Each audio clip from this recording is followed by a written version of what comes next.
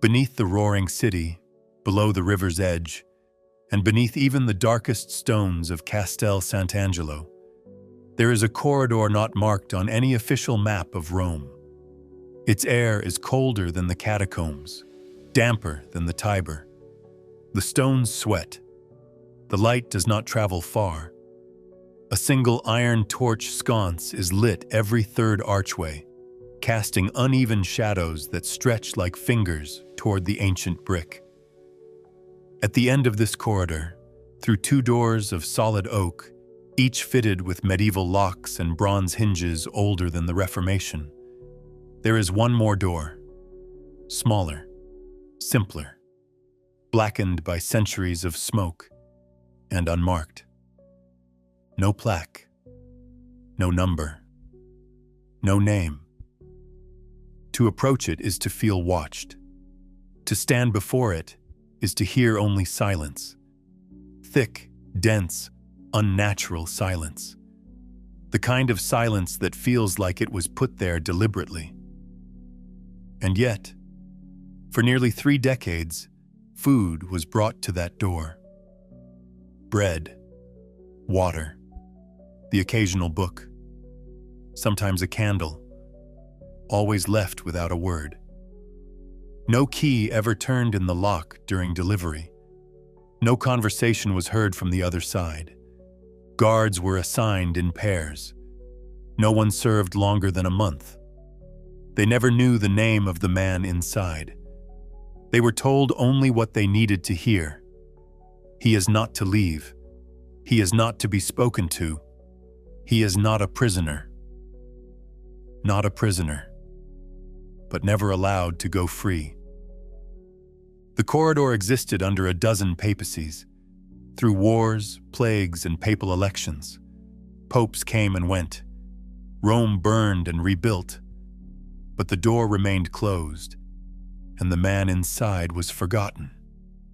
Except, he wasn't always forgotten. Once, long before the silence, he was a man known in every corner of the Holy See. A man whose name echoed through the marble halls of the Vatican. A man who dined with pontiffs, authored theological treatises, and once, so the story goes, was considered papabile himself. He wore the crimson robes of a cardinal. He walked with kings. He debated with Jesuits and led councils that helped shape modern doctrine. He was not a rebel, not a heretic, not an enemy of the church. He was one of them. Until he wasn't. And when he vanished, there was no scandal, no trial, no excommunication, just absence. His name faded from Vatican rosters. His coat of arms removed from the Hall of Cardinals, his personal quarters sealed without announcement. Only years later, in a footnote of a forgotten letter, does one line appear. I fear for Cardinal S, though no one will say where he's gone. Only that the walls have claimed him. No official Vatican history mentions his imprisonment. No records of the guards who served outside his door have survived. And yet, the corridor still exists. A relic. A wound in the stone. Locked. Undisturbed. For centuries, Castel Sant'Angelo was the Vatican's fortress of last resort. A sanctuary in times of siege. A place to store gold, secret archives, and, on rare occasions, men the church could not afford to kill, but could not afford to release. This is not speculation. There are records of such detainments. Priests deemed spiritually dangerous, heretics too persuasive, scholars too convincing. Some were later burned. Others disappeared entirely, and some were simply left behind, to rot, to be forgotten, to be erased not with fire, but with silence. And so the question remains, who was the man behind the door? Why was he sealed in darkness by the very church he once served? And what secret was so dangerous that it was easier to bury the man than to confront the truth he carried? In the years that followed, scattered pieces of evidence began to emerge. A reference in a locked archive, a torn letter with his handwriting, a whispered confession from a dying monk. Each fragment pointing back to that corridor, to that cell, to that name no one was allowed to speak. They say the man behind the door never cried out, that even as he aged and his bones withered, even as the seasons changed and the guards rotated, he never spoke again. As if the silence imposed on him had become part of him. Some believe he went mad. Others claim he was visited once by a man in white, that after the visit, the corridor remained dark for 3 days, and the food tray returned untouched. No one knows for certain. But the door was never opened, not until long after his death, and even then, it was opened only briefly. A team of archivists was granted access under strict instruction. No photographs, no removal of objects, only observation. What they found was a stone cell with a single wooden chair, a straw mat, a rusted crucifix, and a half-burned candle fused to the floor. And on the back wall, carved by hand, were 3 Latin words: Veritas me condamnat. The truth condemns me. The church never commented. The team was reassigned. The cell was resealed, and the story faded once more into dust. But stories, like secrets, do not die. They wait. And somewhere, in a dark corridor beneath the streets of Rome, a door still stands, cold, silent, and locked from the outside. Who was this man? Why was he hidden? And if it happened once, how many others were lost to the walls? Cardinal Sebastiano della Rovere was not born into obscurity. His lineage traced back to Ligurian nobility, distantly related, or so it was said, to Pope Julius II himself. But unlike other sons of privilege who saw the church as a path to comfort or influence, Sebastiano entered its gates with conviction, hunger, and something more dangerous: curiosity. He studied in Bologna, then Paris, then finally in Rome, where his name began to circulate in whispers through the marble corridors of the Apostolic Palace. By 32, he had published 3 theological treatises, each more controversial than the last. One argued that indulgences were spiritually misapplied economics. Another questioned whether papal infallibility, as it was commonly invoked, had grown more political than divine. He wasn't censured. He was promoted. Because Sebastiano had something the Vatican valued more than obedience: brilliance. And for a time, his ambition served them well. By 40, he was appointed head of the Congregation for the Doctrine of the Faith. Not a position given lightly. He sat in meetings where heresies were judged, where secrets were whispered over candles and condemned to burn in silence. He advised 3 popes on doctrinal clarity. He oversaw revisions of sacred texts, re-examined saints' biographies, and, most fatefully, was granted access to the Archivum Secretum. The Vatican Secret Archive is not a myth. It spans over 50 kilometers of shelving beneath the Holy See, filled with bulls, letters, and records never meant for public eyes. Popes have locked away revolutions, conspiracies, even wars within those walls. And it was here, beneath the stone weight of centuries, that Cardinal della Rovere encountered something he never spoke of in writing. Not directly, but something changed. Those closest to him noticed it first. His writing stopped. His public addresses, once fiery and articulate, grew more withdrawn. He skipped audiences. His notes, which once filled journals in looping Latin, became sparse. And then came the letter, unsigned, half-burned, left in the drawer of a Jesuit confidant. They bury diamonds in sand. They bury blood in ink. But truth rots in silence, and the stench rises eventually. The Jesuit, Father Anton Novelli, did not report the letter immediately. He had known Sebastiano since seminary. He thought it was metaphor, a moment of philosophical fatigue. But weeks later, he heard whispers. The first came from the Curia, a rumor that Sebastiano had requested an audit of the apostolic treasury. Not an ordinary review, but a historical audit. Backtracking centuries, looking for discrepancies in the funding of crusades, the acquisition of land, and the transfer of relics. Then came the second whisper, that he had inquired, discreetly, about the sudden deaths of two theologians in 1857 whose names had been removed from church texts after a doctrinal dispute. But it was the third whisper that shook Novelli to his bones. Sebastiano had attended a meeting in the papal apartments, one not recorded on the calendar, with 3 men whose names were not released.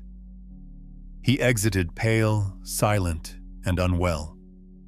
According to the Swiss guard stationed outside, he paused at the threshold before leaving and muttered, more to himself than anyone else, "I thought it was God's house. I was wrong." After that, everything unraveled quickly. His scheduled lectures were canceled without explanation. His access to the archives was revoked. A papal aide was assigned to monitor his movements. His longtime secretary, Brother Filippo, disappeared one night, his quarters emptied, his belongings confiscated. Then, just weeks later, Sebastiano della Rovere vanished from public life altogether. No formal resignation, no retirement ceremony, no obituary. The Vatican issued a single statement. His Eminence Cardinal della Rovere has taken a vow of seclusion for reasons of personal discernment. That line would be repeated, word for word, in the years that followed by any official who was asked. But discernment was not the word priests used in the back halls. They called it what it was: banishment, erasure, burial in everything but name. Father Novelli, now uneasy and watched himself, dared once to ask a fellow Jesuit what Sebastiano might have found. The reply was simple. Some truths are heavier than gold and deadlier than heresy. The rumor that haunted the darkest corners of the Vatican claimed Sebastiano had found a letter, an old one, carbon dated to the early 4th century, supposedly authored by a bishop present at the Council of Nicaea. The letter contradicted the Council's most sacred resolution, the divinity of Christ. Whether this letter ever existed remains unknown. Others say it was financial, that Sebastiano had traced a network of off-the-books accounts linking the Church's wealth to European banking families whose influence stretched back to the Medici, through wars, famines, and even the Reformation itself. A conspiracy that wasn't criminal, but doctrinal. A church sustained not by alms, but by empire. Another theory pointed to something simpler and more horrifying, that Sebastiano had uncovered a secret conclave, a meeting where votes were bought, where papal succession had been orchestrated, and where the will of the Holy Spirit had been forged behind gold doors with ink and silence. But the truth was never known, because Sebastiano never spoke again, and whatever he found, whatever had changed him, was entombed with him behind a sealed door in the belly of a fortress. They called it discretion. They called it preservation of order. but it was fear. And perhaps above all, it was confession, silent, wordless, hidden not from the faithful, but from the faith itself. It was the spring of 1885, a year of subtle crisis for the Church. Outside its walls, nationalism surged, old alliances crumbled, and inside, beneath marble domes and frescoed ceilings, a quiet war brewed over succession. Pope Pius IX had died a decade earlier, and though Leo XIII sat firmly on the throne of St. Peter, age pressed heavily upon him. Rumors of ill health circulated behind embroidered curtains. The College of Cardinals, sensing the tremor of transition, began to align factions: conservatives, reformists, financiers, doctrinal purists. The machinery of the next conclave was already humming beneath the chants of liturgies. Cardinal Sebastiano della Rovere was not a man of ambition, at least not in the way Rome understood ambition. He did not flatter. He did not bribe. He did not dine with bankers or whisper into noble ears. But his name was spoken in private circles with the word papabile. Because what he lacked in influence, he held in something rarer: integrity. And worse, memory. He remembered things others forgot. He remembered budgets unaccounted for, decisions redacted from minutes, relics that arrived with no provenance and fetched donations in sums too large to question. And then came the letter. It was presented discreetly during a closed-door session of the Congregation for Divine Worship. Sebastiano held it up, aged parchment, authenticated seal, and the name of a bishop long dead.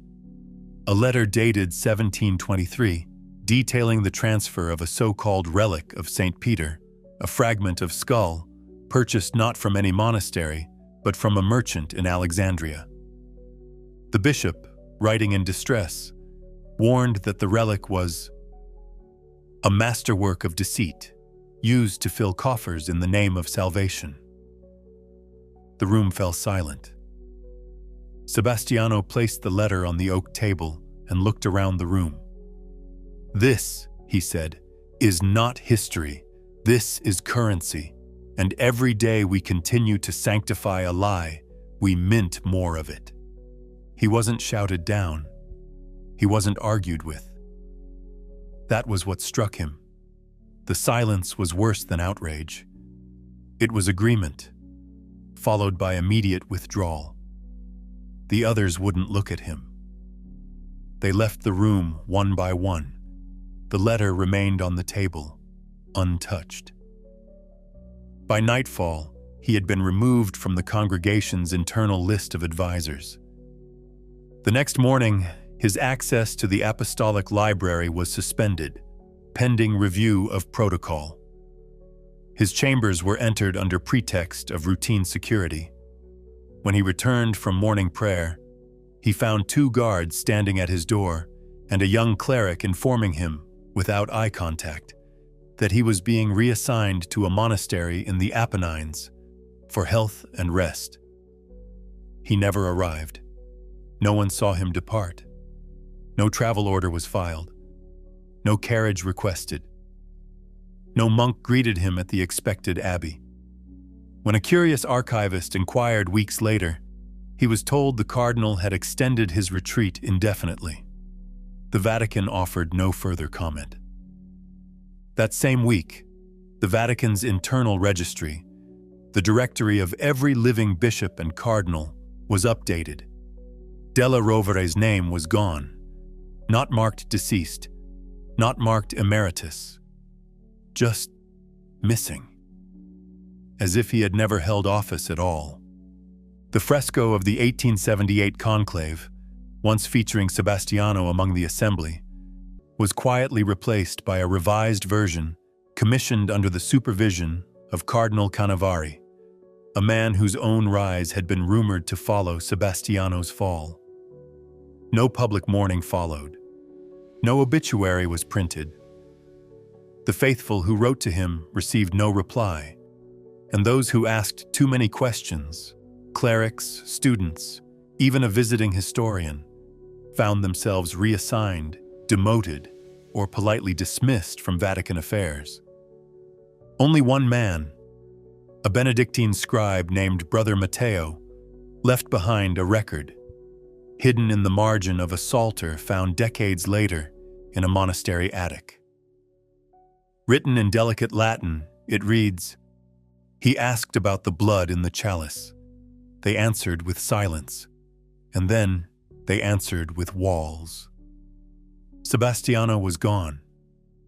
Not as a martyr, not as a heretic, not even as a man disgraced. He was gone like a whisper is gone, swallowed mid-sentence. Swallowed by an institution that prefers silence to scandal, shadows to explanation. But rumors don't obey locks. Some whispered he had seen books never meant to be opened, that he had questioned the validity of relics paraded through Rome and profited upon, that he had traced funds given in alms to banks in Vienna, Paris, and London, only to vanish into the hands of noble families who kissed the papal ring. Others said it was doctrinal, that Sebastiano had become obsessed with the Council of Trent's closed archives, that he had uncovered a record, a debate, suggesting that one of the Church's most sacred dogmas was never fully ratified, that the vote was falsified, that the declaration of transubstantiation had been incomplete. Whatever it was enough to make him disappear. And more importantly, enough to make the Church pretend he had never been. The marble bust once sculpted in his honor was removed from the Hall of Cardinals.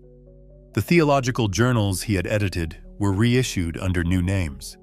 His papers, if they survived at all, were scattered, missing signatures, redacted with heavy black ink.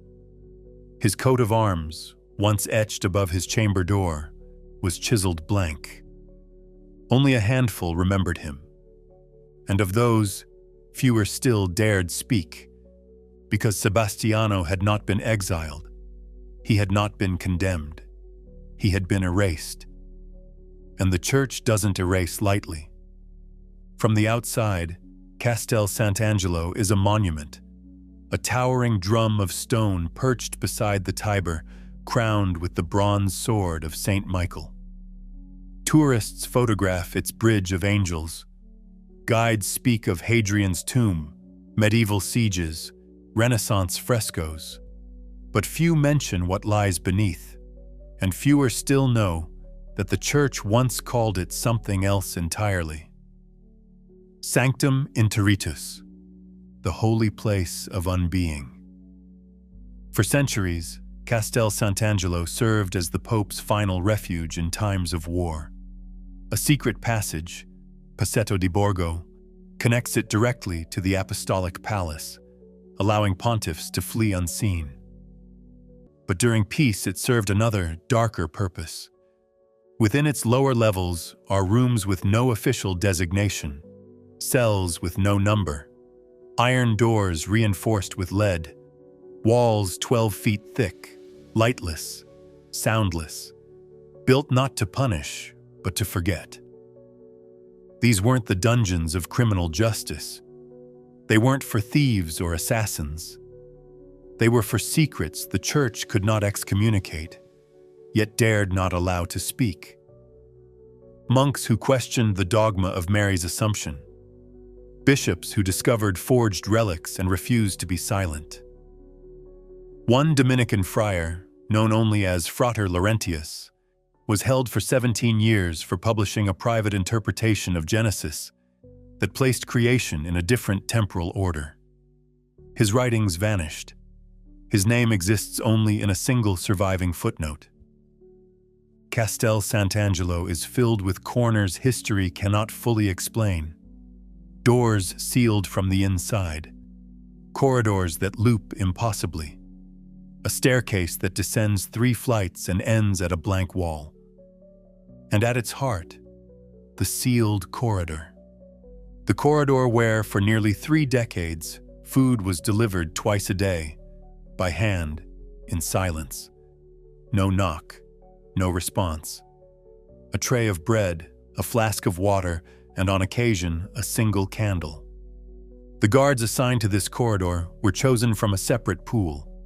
Not the Swiss Guard, not Vatican gendarmerie.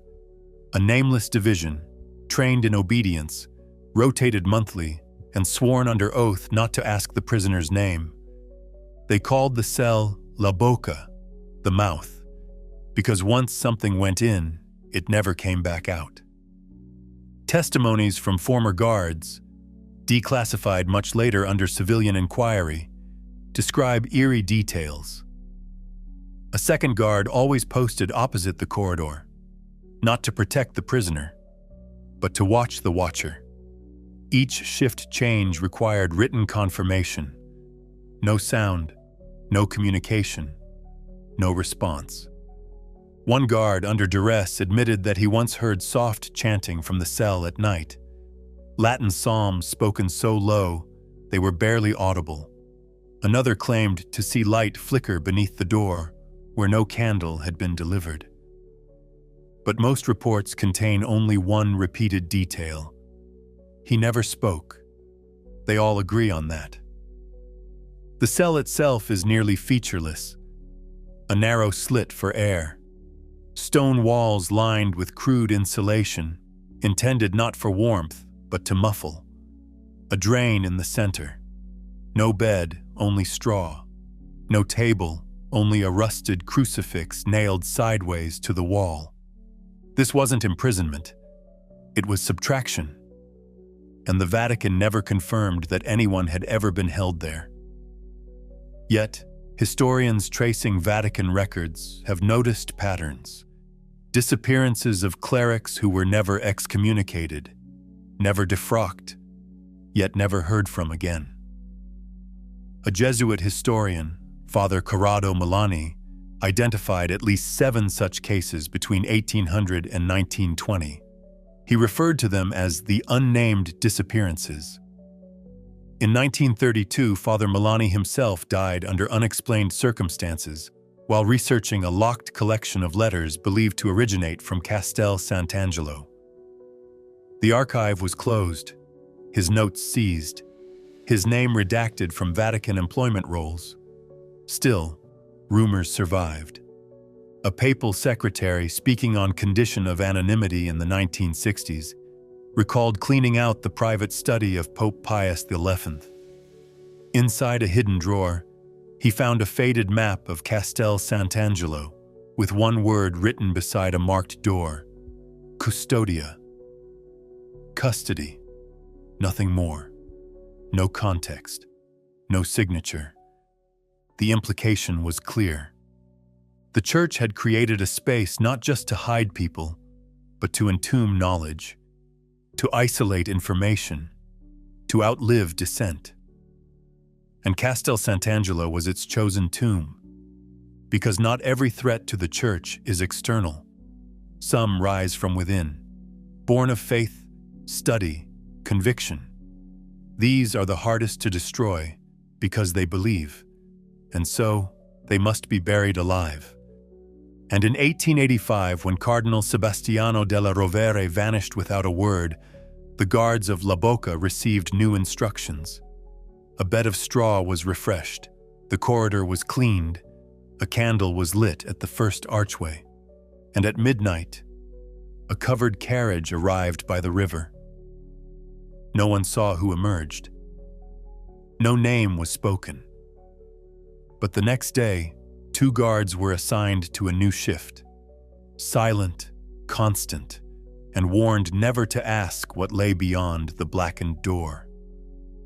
One of those guards would later record a single phrase in a personal notebook, recovered years after his death. He prays with his eyes open, and when you blink, you feel him watching. There is no plaque on the door, no evidence in church archives, no confirmation of his detainment. But the corridor is still there, and behind that sealed door, the silence still waits.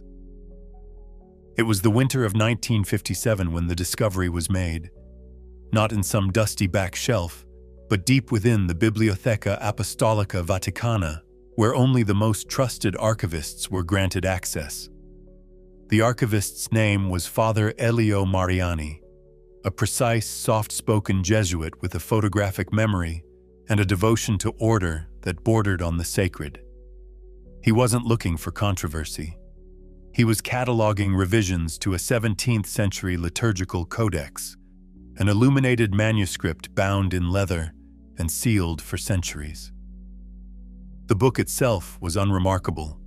Faded Latin prayers, rubrics in red, the occasional marginal note by long-dead scribes. But when Father Mariani turned to the Book of Lamentations, he noticed something strange.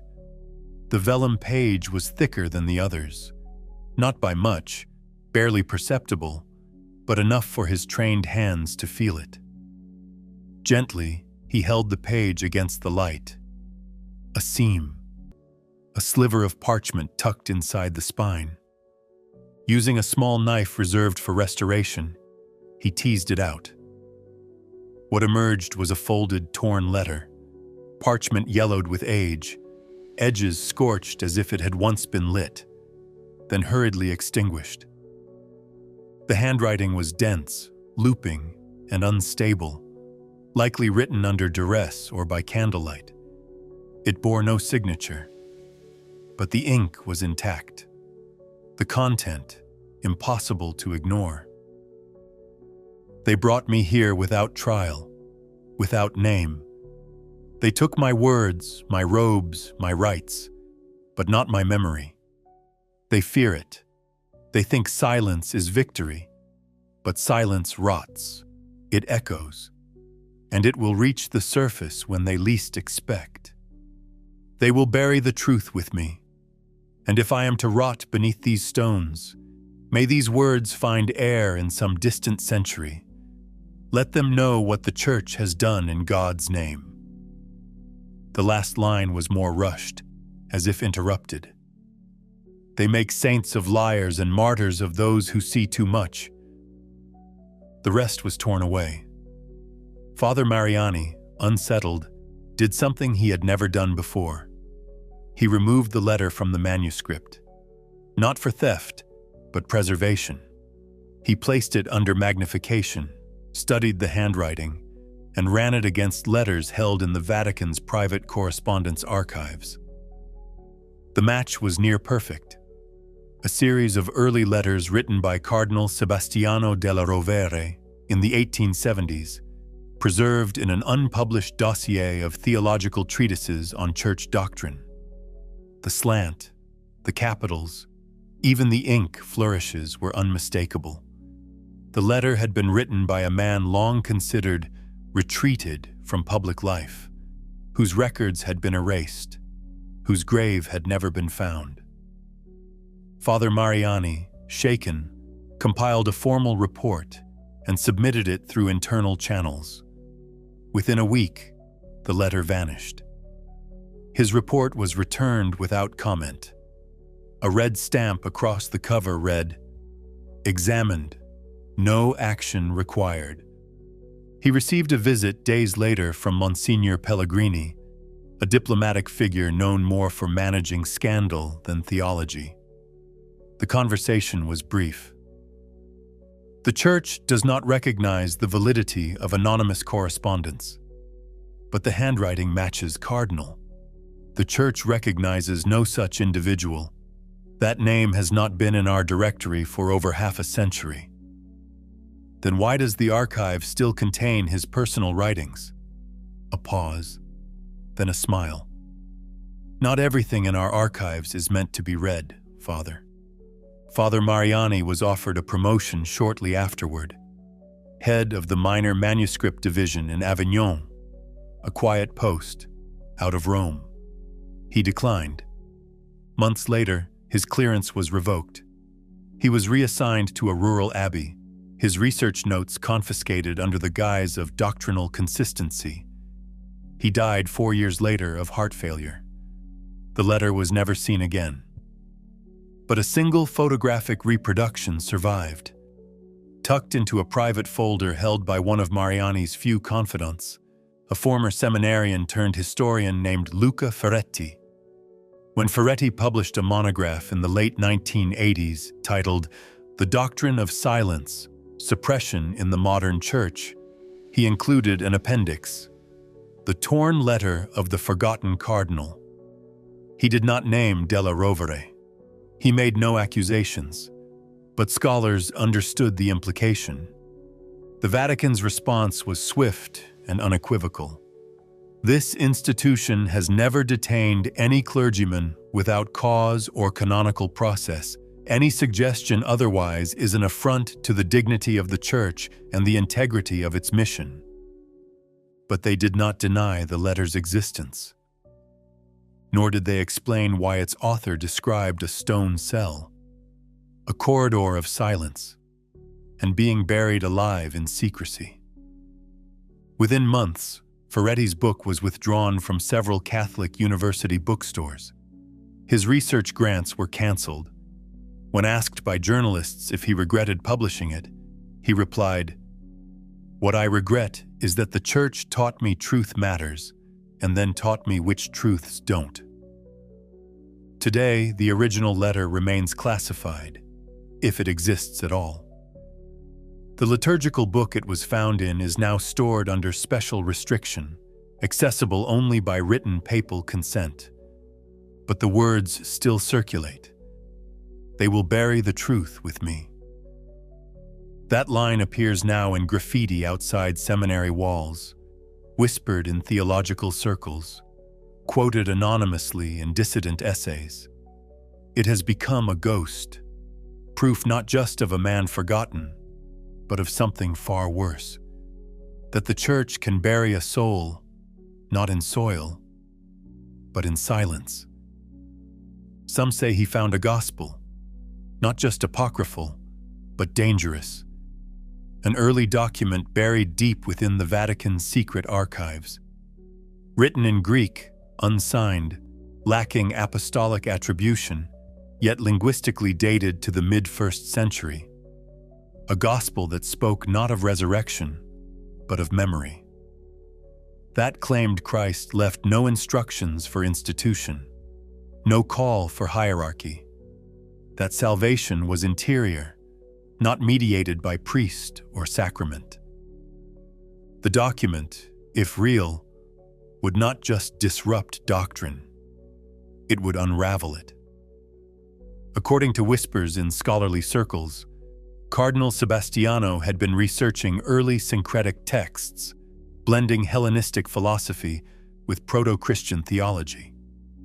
His access to the classified Codex Vaticanus Iota was rare, but granted. He may have found cross-references, annotations linking lost Alexandrian fragments to canonical scripture. Some claimed he prepared a paper arguing that the Council of Nicaea had suppressed entire swaths of theology in favor of Roman centralization. He allegedly presented a version of this paper to a closed session of the Congregation for the Doctrine of the Faith in 1884. No minutes of that session survive. Others believe the threat wasn't theological, it was financial. As a young cleric, Sebastiano had been a protege of Cardinal Sforza, a man deeply embedded in the Vatican Bank's earliest operations. Sforza died suddenly in 1877. Heart failure, they said. But before his death, he'd entrusted Sebastiano with files, banking ledgers, letters of transfer, promissory notes tied not just to the Vatican's internal coffers, but to foreign holdings in Vienna, Zurich, and London. It was rumored that Della Rovere had discovered a pipeline, donations intended for the poor, laundered through Catholic banks and redirected into the hands of noble families, many of whom sat on papal advisory boards. He may have compiled these into a dossier. He may have intended to present them to Pope Leo XIII directly. He never got the chance. And then there is the most disturbing theory of all. the one that threads theology and finance through the needle of politics. Some say Sebastiano was silenced for knowing what no one else was supposed to, that the last papal conclave had not been legitimate, that a group of cardinals, 8 or 10 at most, had manipulated the election of Leo XIII by excluding dissenting voices through forged disqualifications, that the votes were tallied under duress, perhaps even with false ballots introduced under the cloak of late-night deliberations.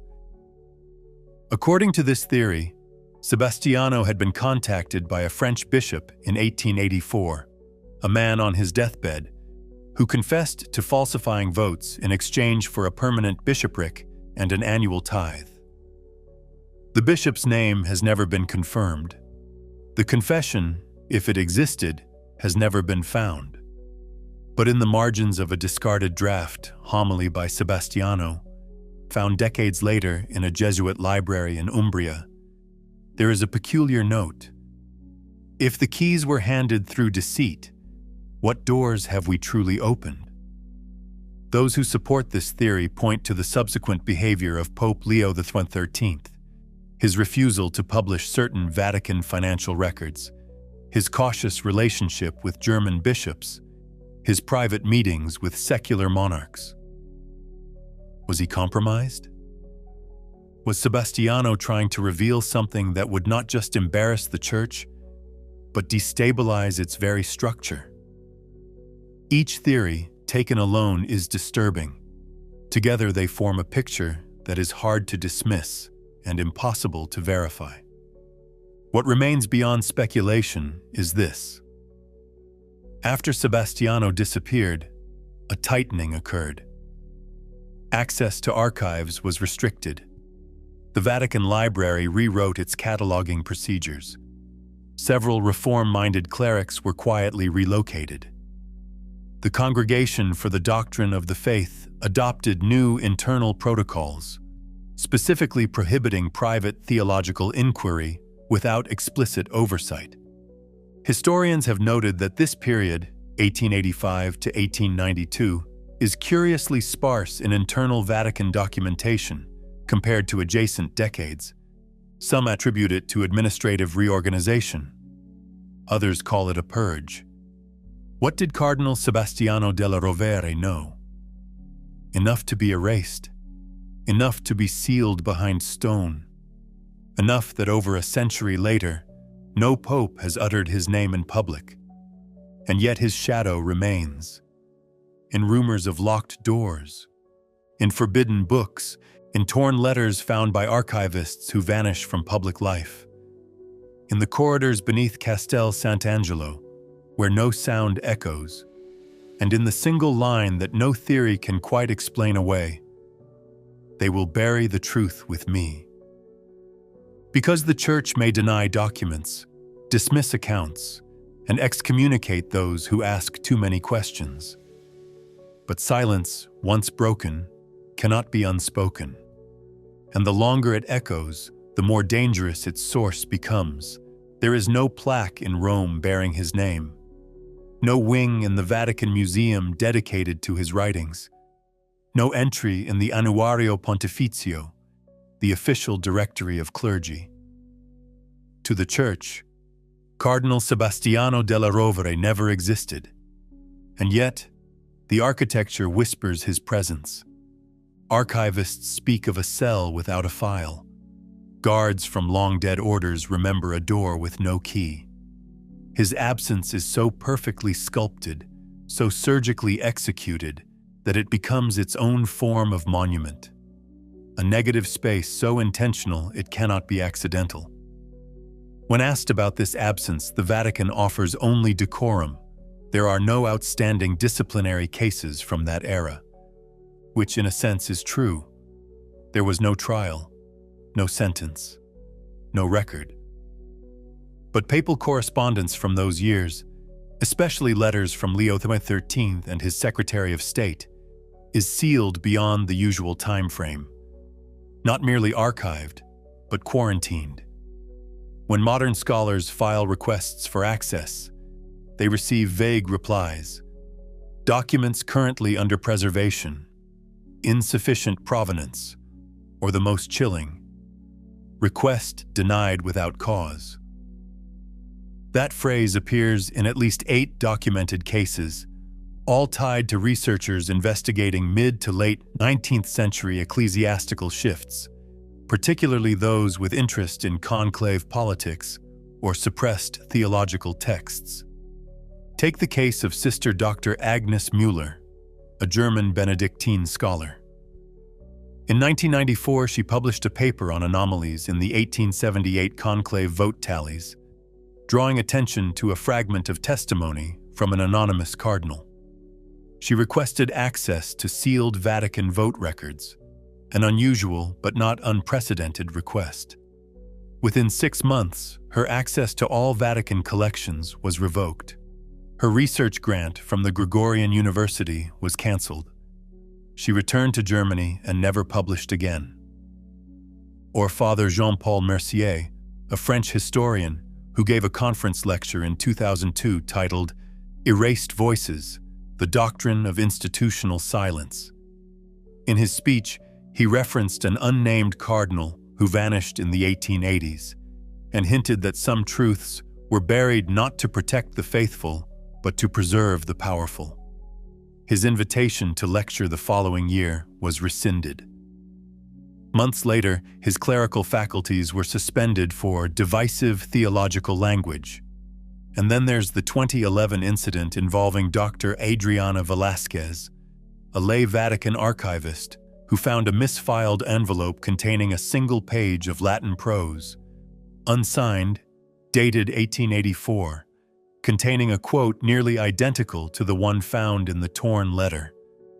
The path to the cross does not pass through marble, but through silence.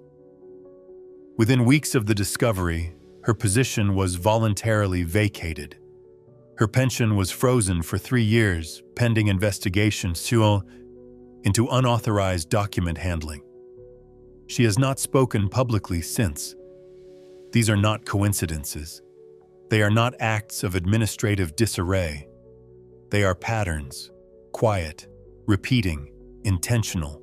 And what makes them so chilling is this: the Church never admits to the action, because the erasure is the action. In Münster, the Anabaptist cages still hang, rusting above the marketplace, visible to all, a grotesque reminder of ecclesiastical vengeance. But even in that horror, there was acknowledgement. The Church did not hide its hand. It made a spectacle of it.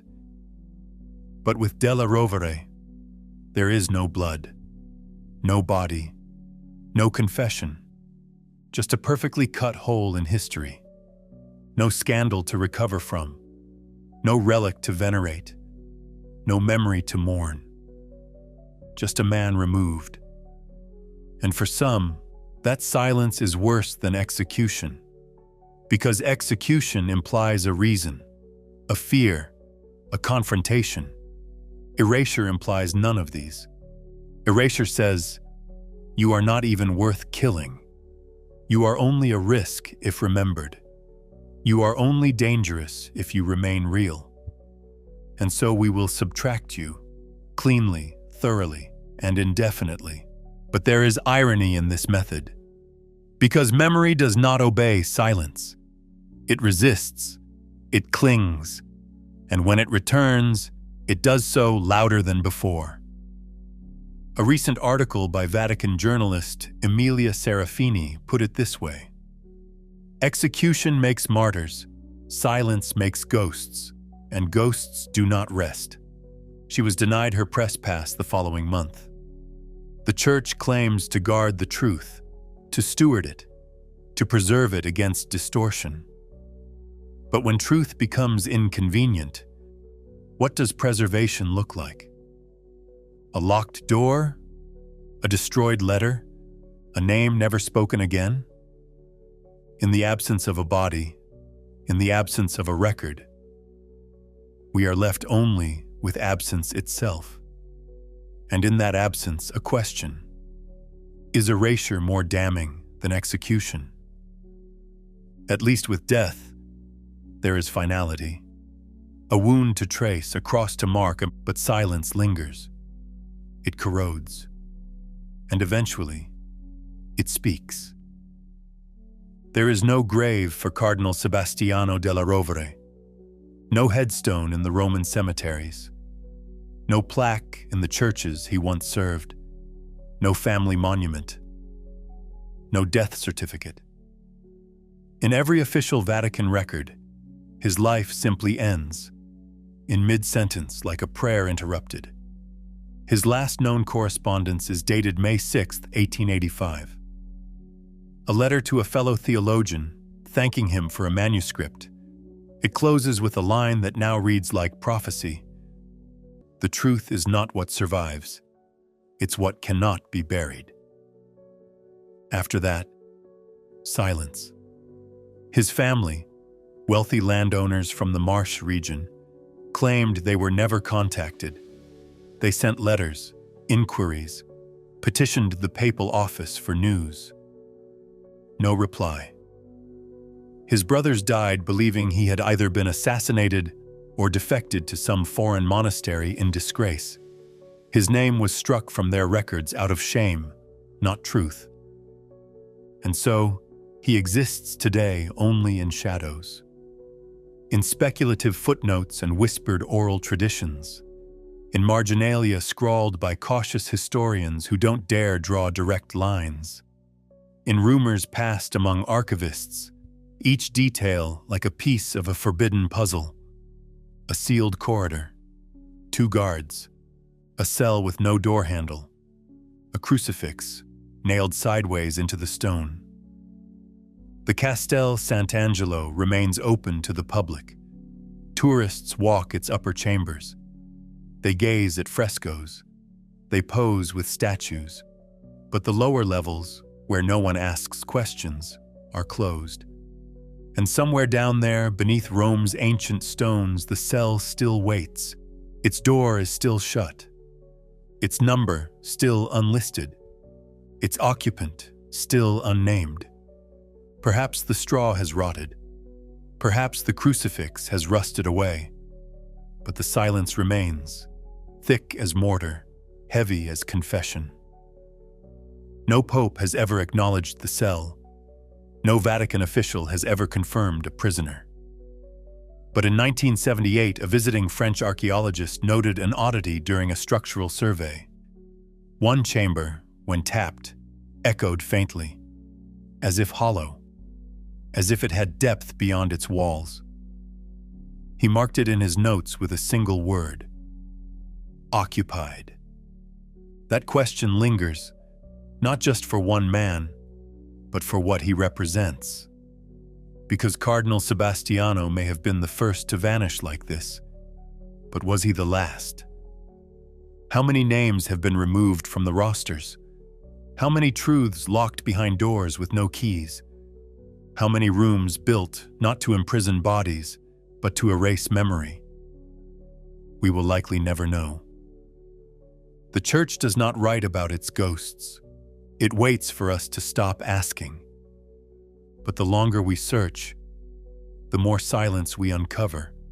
And silence, unlike lies, cannot be disproven.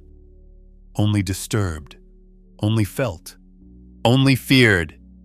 And maybe that's the point. Because power doesn't always kill the truth. Sometimes, it just locks the door and waits for the world to forget. If they could erase him, who else have we forgotten?